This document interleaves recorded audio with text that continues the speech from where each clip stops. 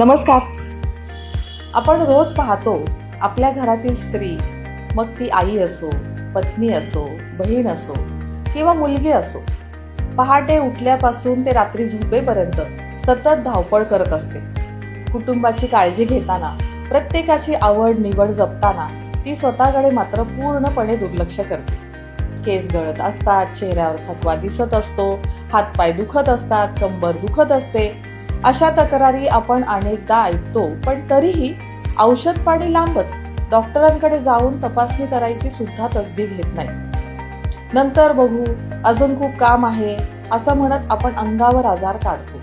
डॉक्टरांकडे का जात नाही, याचं निदान का करत नाही, याचा आपण विचारच करत नाही. पण महिलांनो, हे चुकीचं आहे.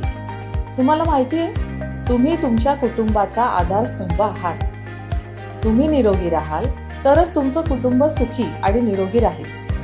आपले माननीय पंतप्रधान नरेंद्र मोदीजी नेहमी म्हणतात, सक्षम भारताच्या निर्मितीसाठी देशातील महिलांचं आरोग्य संपन्न असणं अत्यंत गरजेचं आहे. त्यांचा हाच विचार आणि आपल्या महाराष्ट्राचे माननीय मुख्यमंत्री देवेंद्रजी फडणवीस यांचं आरोग्यदायी आणि सशक्त महाराष्ट्र घडवण्याचं विजन डोळ्यांसमोर ठेवून मी एक विशेष मोहीम हाती घेतली आहे.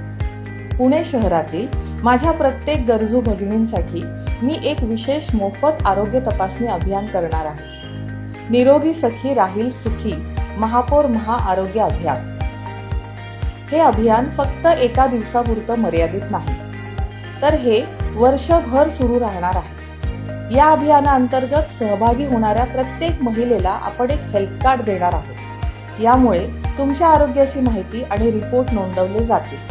या अत्यंत महत्त्वाच्या महाअभियानाचे उद्घाटन येत्या 7 ऑगस्टला आपल्या महाराष्ट्राच्या राज्यमंत्री माननीय माधुरीताई मिसाळ यांच्या शुभ हस्ते होणार आहे. पुण्यातल्या माझ्या प्रत्येक भगिनीला तिच्या घराजवळच ही आरोग्य सेवा मिळावी, यासाठी आपण संपूर्ण पुणे शहरात वेगवेगळ्या ठिकाणी ही तपासणी शिबिरं आयोजित करणार आहोत.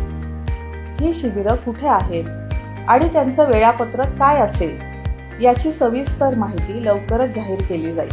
माझं पुणे शहरातील सर्व भगिनींना आग्रहाचं आणि प्रेमाचं आवाहन आहे. तुम्ही कितीही बिझी असाल तरी सुद्धा स्वतःसाठी थोडा वेळ काढा आणि या शिबिरात येऊन आपली आरोग्य तपासणी नक्की करून घ्या.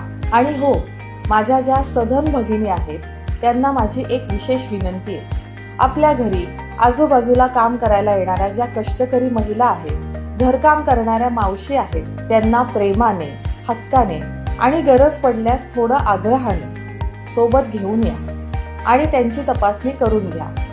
चला तर मग आपल्या आरोग्याची काळजी घेऊया. धन्यवाद. जय हिंद, जय महाराष्ट्र.